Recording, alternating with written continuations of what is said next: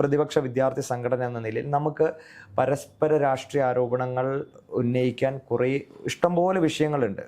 എന്നാൽ ഈ ലഹരിയുടെ കാര്യത്തിൽ ഈ ഒരു ഘട്ടത്തിൽ, കാരണം നമ്മൾ അങ്ങനെ ചർച്ചകൾ കൊണ്ടുപോകരുത് എന്നത് പറഞ്ഞതിൻ്റെ കാര്യം, താഴെ തട്ടിലുള്ള വിദ്യാർത്ഥികളും ക്യാമ്പസുമായി ഇടപഴകുന്നത് കൊണ്ട് ഇത് നമ്മുടെ എല്ലാം പ്രതീക്ഷകളുടെ അപ്പുറമാണ് ഇതിൻ്റെ ഒരു ശൃംഖല വളർന്നിരിക്കുന്നത്.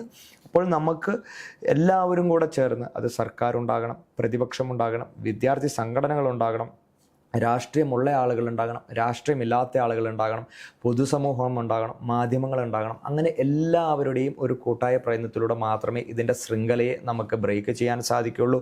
ഒരു കാര്യം കൂടി, നമ്മുടെ വിദ്യാർത്ഥികളുടെ ഭാവി തലമുറയെ വലിയ തോതിലേക്ക്, ഞാൻ ആദ്യം സൂചിപ്പിച്ചു, ആദ്യം മദ്യപാനമായിരുന്നു അല്ലെങ്കിൽ കഞ്ചാവ് ആയിരുന്നു ഒരു ലഹരിയുടെ ഏറ്റവും ഒരു വലിയ തട്ടിലുള്ള ഒരു ഇതായി പൊതുസമൂഹം വിലയിരുത്തുന്നതെങ്കിൽ ഇന്ന് അതെല്ലാം മാറി.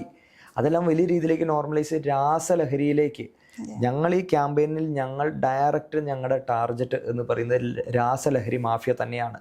അത് MDMA പോലെ, അല്ലെങ്കിൽ മെത്ത് പോലെ, അല്ലെങ്കിൽ അതേപോലെ കൊക്കൈൻ പോലെ ഒത്തിരി നമ്മൾ കേട്ടതും കേൾക്കാത്തതുമായ നൂറുകണക്കിന് ലഹരി വസ്തുക്കൾ, ആ രാസലഹരി വസ്തുക്കൾ നമ്മുടെ അല്ലെങ്കിൽ പുതുതലമുറയുടെ മസ്തിഷ്കത്തെ വലിയ രീതിയിലേക്ക് ബാധിക്കുന്നുണ്ട്. ഞാൻ ആദ്യം പറഞ്ഞ നമ്മുടെ മനോനിലയെ ബാധിക്കുന്നുണ്ട്.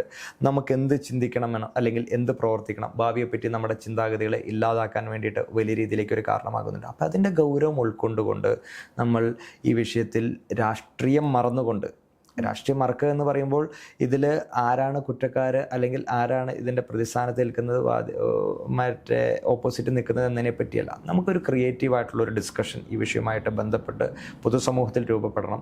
അത് മാധ്യമങ്ങൾ ഉൾപ്പെടെയുള്ള ആളുകൾ അതിലൊരു ഇനിഷ്യേറ്റീവ് എടുക്കണം. അല്ലാതെ കേവലം ചാനൽ റേറ്റിങ്ങുകൾക്ക് വേണ്ടിയിട്ട് നമ്മുടെ ഈ ചർച്ചകളെ നമ്മൾ ഒതുക്കാതെ, അതിനെ രാഷ്ട്രീയ ട്രാഗ് ലൈനുകൾ നടത്തി ഒരു ദിവസത്തെ ഹെഡിങ്ങിൽ ഒതുക്കാതെ നമ്മൾ ഒരു സീരിയസ് അപ്രോച്ചിലേക്ക് പോകണമെന്നാണ് ഈ വിഷയമായിട്ടുള്ള ഞങ്ങളുടെ ഒരു കാഴ്ചപ്പാട്, ഞങ്ങളുടെ ഒരു നിലപാടും.